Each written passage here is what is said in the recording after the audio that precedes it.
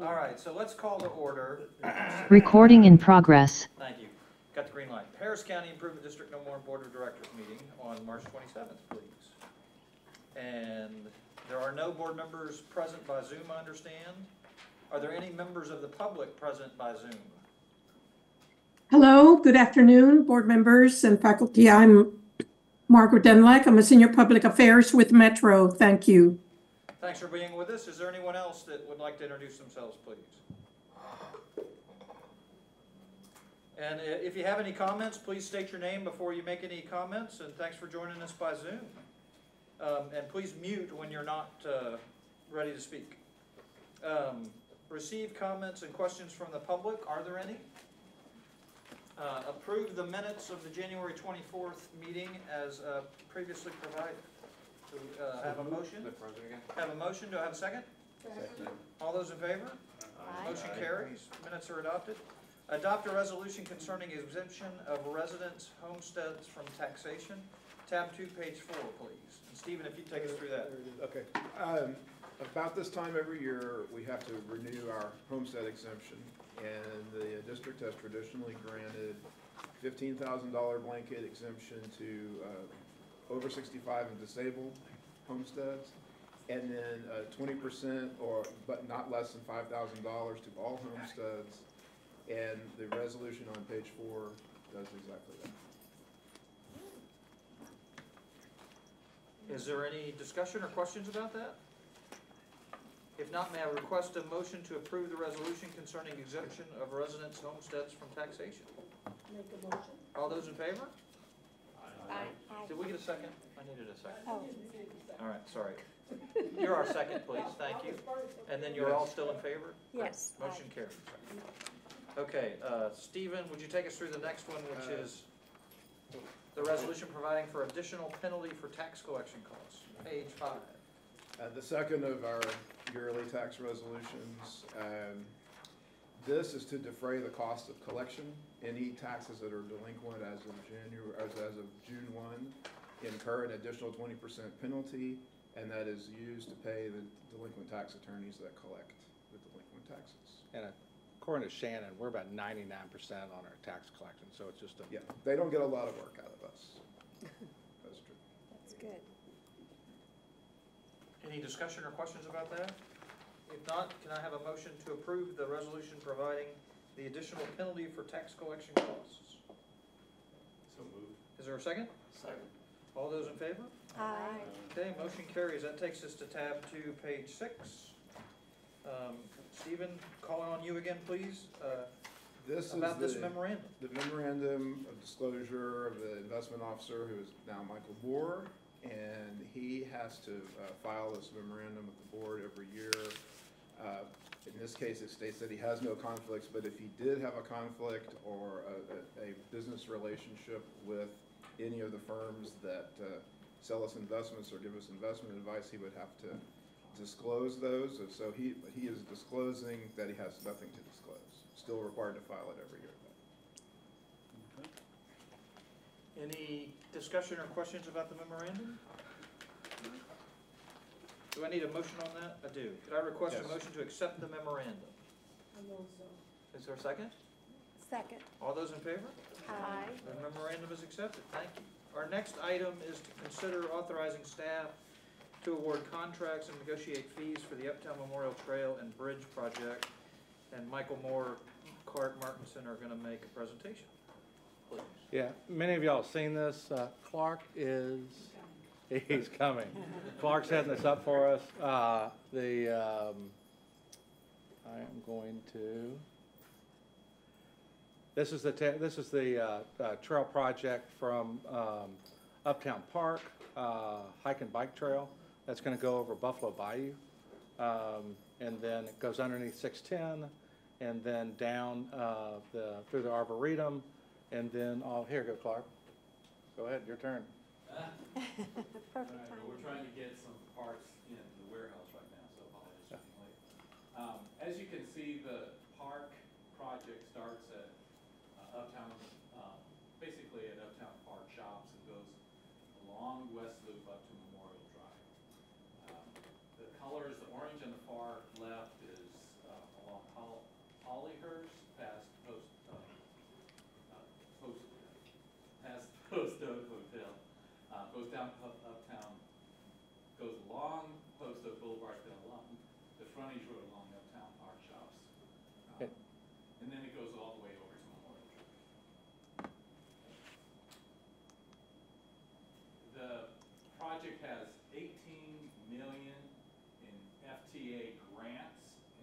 $4 million from Wesley Hunt's earmark for a total budget of $22.6 million. And I just want to note here, as you saw that the trail goes along the 610 feeder road, Uptown Park, we're working on a deal with Uptown Park to, the city will they'll swap some land with Uptown Park so that we can build a hike and bike trail through there. And so we're working with the city of Houston, and we've got a new chief development officer at the city, Gwen Tillotson, took Andy Ickens' place. She's a veteran, she's been there for like 17 years. She's very good at what she does. We've had initial conversations through an outside attorney with, what's her name, Steve? Marlene Gafford. Marlene Gafford, the former Really planning good director, girl. who's a special advisor to the mayor, and she seemed to like it. And so we're taking some of her directions to, then we're gonna go in and brief Gwen and others, the development office, since there has been a changeover. Sorry, Clark. Oh, no, it's really important that we recognize that the $22.6 million in grants and the earmark being our budget means we will not have to pay out of our pocket for this project. In the deal with the Edens project is that is our local match. So that land swap is the local match from the city. Okay, cool. It works for everybody. Yes, it does. It's a great deal. Win-win. Well, thank you, Edens. Yeah. There's some good reasons too, which is good. Yeah. No, that's what's good about it. So this month, we'll be selecting the grant administrator, the engineer, and the architect. And then in May, we'll be coming back to you with a recommendation for the construction manager at risk, who will oversee the cost estimating and then be responsible for actually building the project. At the same, in March of 2025, a year later, we'll be going to all the stakeholders with the final design, so everybody's aware of the presentation. And then also we'll have a guaranteed maximum price in May of 2025 to begin construction, which will take 18 months and be back, hopefully open December of 2026, at least the substantial completion. Very fast Sorry, track, yeah. the clicker's kind of slow and then it sticks. Okay. So we came last board meeting and asked for your approval to hire Steve Dunn as our project administrator, who worked on the Boulevard project and the Land Bridge and Eastern Glades. And he has FTA experience, so he can help us with our grant application as well. We have a landscape architect with the SWA group here in Houston. An engineer will come to you recommending that Consor Engineers be our engineer. And continue to work our grants administration with Goodman Corporation. We had to do a competitive selection process for all of these consultants. And the last one that will be coming to you is the construction manager at risk. And just want to say that TxDOT was in these discussions, TxDOT, City of Houston, Memorial Park, and also the Arboretum. We're going to go under 610, so we're going to fix some area that was damaged by Harvey. We're going to fix both the north and south under 610, as we also put a path underneath it. So TxDOT's going to pay for that portion. But they're letting us do the construction, one, because we know what we're doing because of what has been done in the past on the boulevard and in the park. But also, we have a great relationship with the park and the Arboretum. And if we have to cut down a tree, the park they trust us, et cetera, et cetera. The selection process had 7 engineers and 6 architects that we were reviewing. And of those, while we like the combination of SWA and Consors, they are working today for us, the city, Memorial Park, on the Memorial Park to San Felipe Trail. So they know the area very well, know our stakeholders, especially they're familiar with U.S. Army Corps of Engineers, the National EPA, for our NEPA grants, our NEPA permits that we'll have to have. SWA has designed Buffalo Bayou Park and the 3 bridges on Buffalo Bayou Park, and Shepherd downtown. They're also the designer for the Buffalo Bayou Park on the east end and many other parks in the city. Consor has built over 50 miles of trails, or 50 miles of trails and 20 20 plus bridges in Houston. And then TxDOT has certified them to work on their system. They're very happy for us to work with them, but they also have excellent relationship with flood control, the city, as well as FTA. I thought you'd like to see the bridges. The one on the top left is over Grays Bayou in Mason Park, very significant, beautiful bridge. The far right top is the Rosemont Bridge, and if you didn't know, Rosemont got its name because it's next to Montrose, and it's just a transposition of the name. It's a great bridge, it goes back and forth across the bayou where the Ismaili Center is under construction now at Montrose. The bottom left is this great little circulator bridge in the middle between Sabine Street and Sudimont at the police memorial, so that you can have a shorter distance in Buffalo Wild Park. And on the far right bottom is the Jackson Hill Bridge, also in Buffalo Wild Park, which is the old Dunlop, if you remember that Dunlop there. That's a similar bridge to these other bridges. So today we're here to ask your approval to authorize the staff to negotiate fees, enter into contracts, not to exceed the budget that we've mentioned with SWA Group, Consor Engineers, and Goodman Corporation. And I have to say that next week, we sit down with all three of these companies because they've all given us separate proposals. We've got their scope of work coming in Friday, and then Tuesday we'll determine how we can stay within our budget with all three of those firms. And then if we can come to an agreement on the cost, those would be the three firms we want to work with. So we'll be seeing this again before final approval. What we'd like to do is get your approval now to negotiate with those three firms, as long as we stay within our budget. Our budget right now is established at 15% of our construction costs for all of these contractors. And then we're gonna come back for the construction manager at risk. Yes. That's gonna take all their work and then tell us, here's how much it's gonna cost. You are gonna have a vote on the CMAR also. Okay. So you have a couple more votes, but we'd like to move ahead with, So if it Sign. fits, you're gonna move forward with this part? exactly. Okay, great. So are we approving the budget part of this, or are we approving contracting their services? Contracting their services Okay. to fit within the budget. Right. Yeah. Okay. The grants are the grants. Right. The biggest unknown for this project is the footings near the bayou.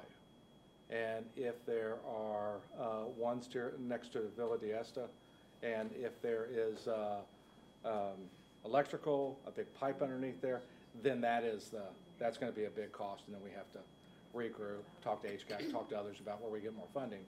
But hopefully there isn't, but that's gonna be the big cost. So right now, we're staying within the budget that we have, not using, will we advance some money to get the project going till the FTA money is available? FTA has already said, the money's there, it's yours. There's a process to get it. So we might advance some money so we can get some designs going. We'll be reimbursed for that money at a later date. But this is to stick within that budget. How did you come up with the 15%? Is that, I mean, are the grants specific for those components, or did you just estimate that, or? We looked at the construction costs and the administrative costs, and then some of the geotechnical and other construction soft costs, and then worked backwards the amount of money we have left over to pay the consultants. Okay. And Steve Dunn, who is a veteran of the Boulevard and also Memorial Park, here's what it fits Right. in. You know, obviously, you always try to get under, so you have more money for unknown consequences, so it's all negotiation. They're gonna come back, the two groups are gonna come back with basically a percentage on top of what it costs. That's gonna be their fee, and then you negotiate their fee. And hope that explained it. Yeah, no. I wish Steve was here. Steve couldn't be here. The main thing is to stay within 15%. Yeah. And 15% of the project is approximately how much money? Let me see, it's four. Yeah, about 4 million, 22.6 total, I think. 3 million? A little over 3 million. Yeah. right, any other questions or discussion on that? If not, may I request a motion to authorize staff to award a contract and negotiate fees? Motion set. Is there a second? Second. All those in favor? Aye. Okay, motion carries. And then we have some more presentations, We please. do, on we have more various things. project updates and operations update. We'll go through we'll start with Hidalgo Park. And this is what I was just doing before I came in. We're installing pedestrian lights in the park now. Jordan Enterprises is our contractor. We anticipate 2 months to be substantially complete with this project in May. So today we have a plaza and walkway along the edge of the pond. You can see, looks just about as we were anticipating the illustration on the right. We have some significant steps coming from the walkway up to the arches on the next slide. And that, we'll be planting the trees along the bank, final grading happening in the next month for that. And TxDOT's gonna come behind us as part of their 610 project and put trees lining 610 in the park. Well, that'd be pretty. And then the Martin de Brovner Park has been delayed so that it fits the schedule of the Hidalgo Park. So both of them will be finishing about the same time. So Jordan is the contractor for that, finishing in May. You'll see the foundations here for what we call the director's wall, the uptown story wall, which will be installed in May. And the next one possibly shows the. Where is that again?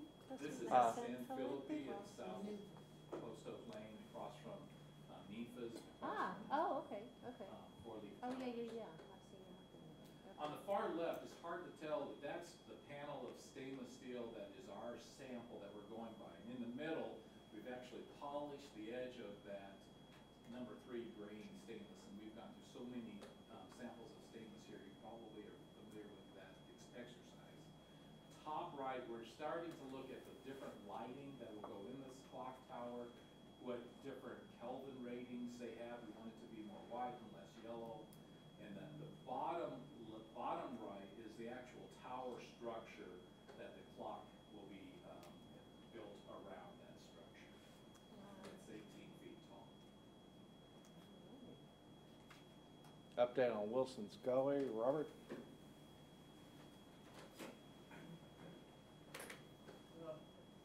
Just continuing on the north end, which is next to the Alexander Restaurant, right over the edge of that parking lot. And we have connected into the outfall of the drainage system underneath Eden's property. And we're working back from that to a crossover box. So this is a crossover box. And now this is the pipe going down, excuse me, this is the box. This is the existing 120-inch pipe running down the middle. And we're coming in from this side and going out this side of the pipe, and then when it's all encased, then we'll cut open the pipe. So the flows mix into the 2 pipes. So we have to cross over at this point, which is in the parking lot, guest parking lot of the Inverness, so that we can be away, the second pipe can be away from their structure. We don't want the pipe to be too close to their structure. So we switch to the other side, go past the swimming pool, and turn to the back of Camden's property, continue the second dual pipe system all the way to the alley between Four Oaks and Camden.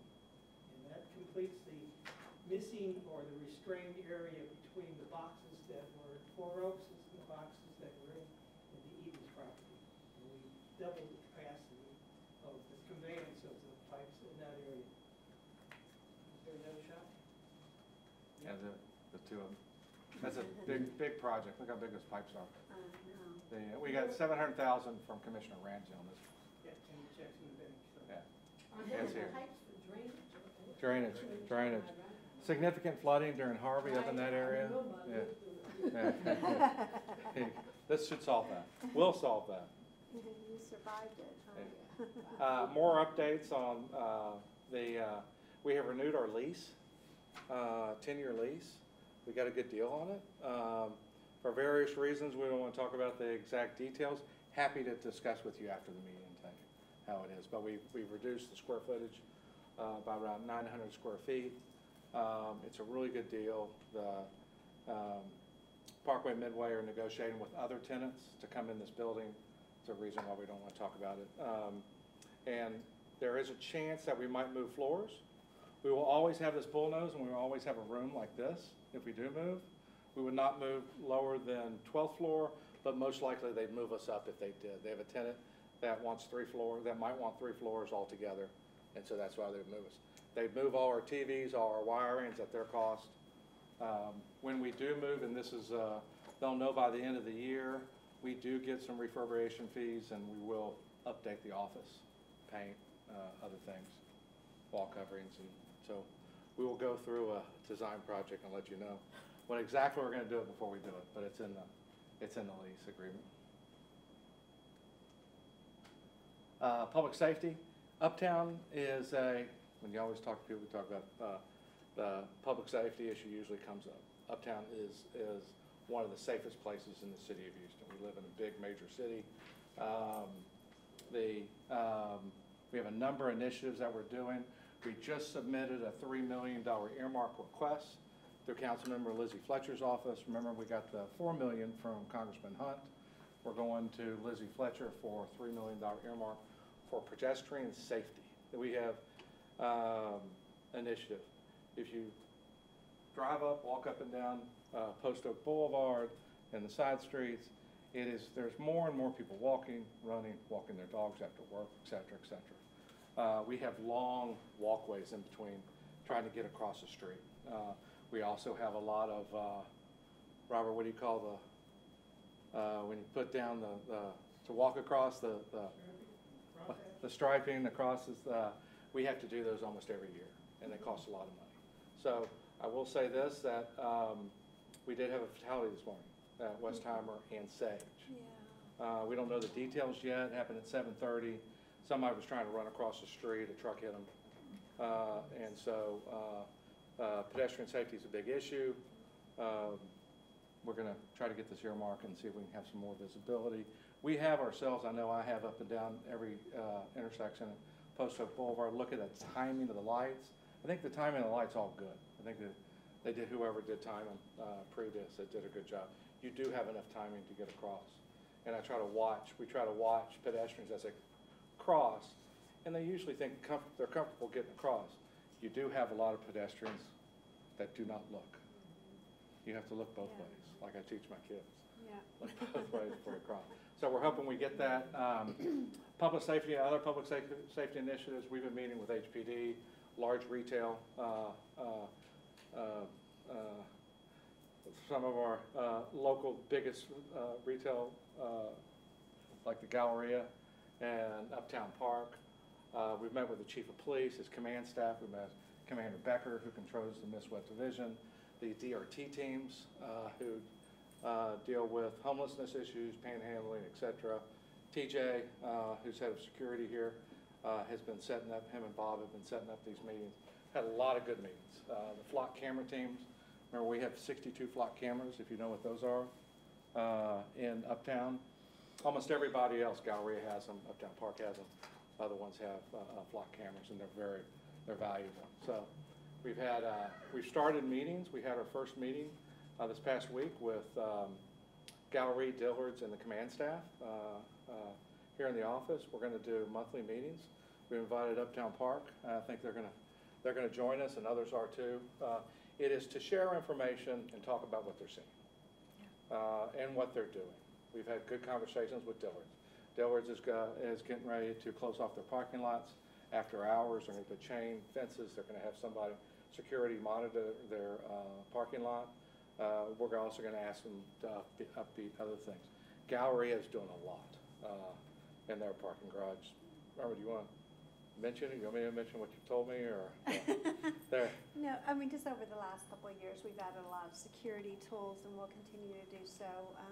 Some of the more visible ones is the live view towers that we've added onto our parking lots, the north deck and the west deck, and those are monitored by our OIC, our corporate command office, which has radio dispatchers that are trained typically by 911. They're highly skilled radio dispatchers that radio directly with HPD and with security as their notice stuff. So, and that kind of helps too. The location of the one kind of oversees to where the Dillard's lot, as well as, you know, just the corner there at Westheimer and Post Oak. We're adding, we've added monitors to all of our vehicular entrances and cameras to capture everybody coming in and leaving the garages. We're starting with this year adding gates to the yellow parking garage. We're not charging for parking, but the gates will just slow people down, exactly, and just that amongst just others. So just continue focusing on police. And they've seen a significant drop in car break-ins. We certainly have, yeah, a big decrease, yeah. So we'll keep working at it. And they've got great retail numbers, which I'm going to show you the overall retail numbers in a second.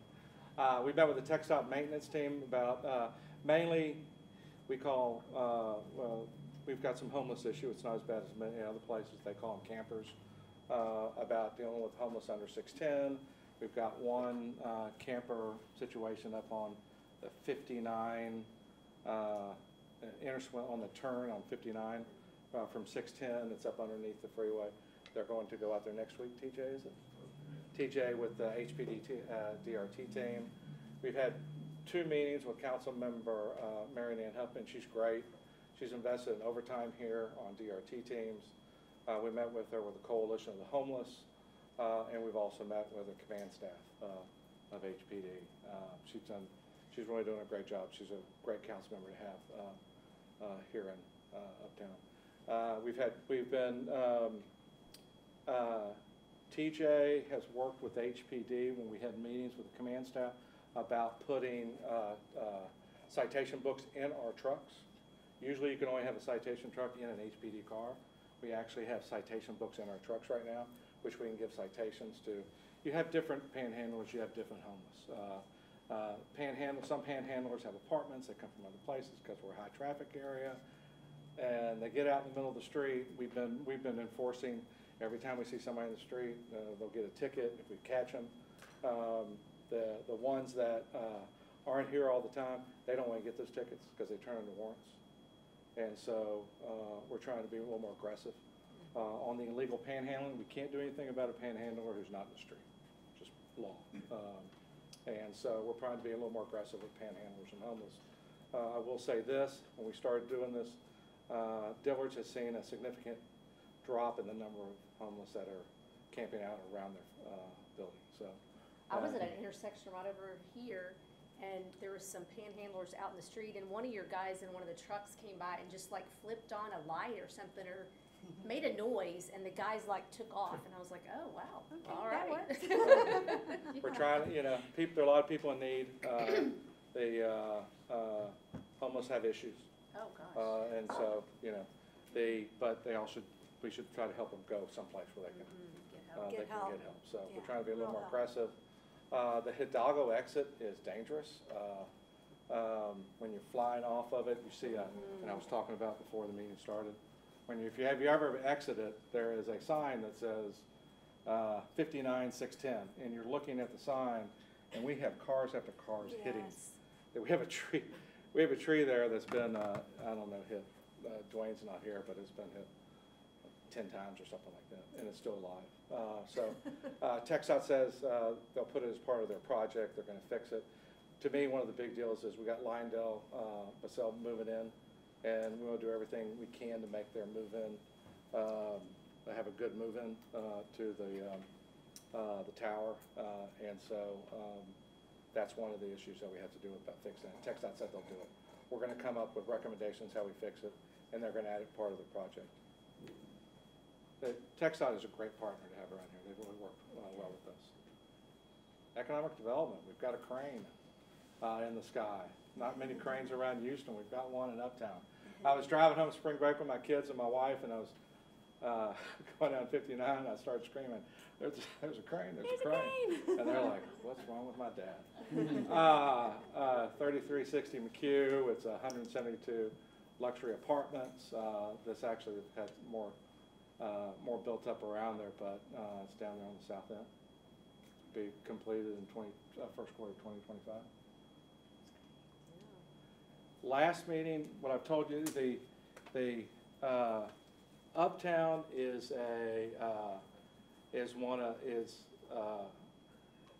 how do you say it? One of the areas that creates value for the city. It is, we're not the Port of Houston, but we are Uptown. And what we're going to be going through all our board meetings, Bob's helping out Shannon and others about going through the numbers and redoing the numbers and telling the story about the TERS and the district and what value they've been bringing to Houston. In the last 10 years, as percent of hot tax that goes to the city, and we talked about this last, but some of y'all weren't there, Uptown is responsible for 18% of the hotel occupancy tax. Now, if you compare that to downtown, the CBD, Central Business District, they're 20% over the last 10 years.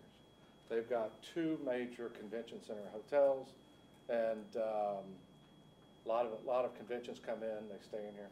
So we are significant amount of the hot tax is coming from the city of Houston. Bob, what was the total hot tax? A year or 10 years? Do you remember that? In dollars? Yeah, okay. The retail. Retail, as Bob likes to say, is kicking it in Uptown. We have up to 2022. We have the first quarters of 2023, but they lag in how we get them from the state controller. I will say this, that the 2023, the first 2 quarters are 4%, around 4% less than in 2022.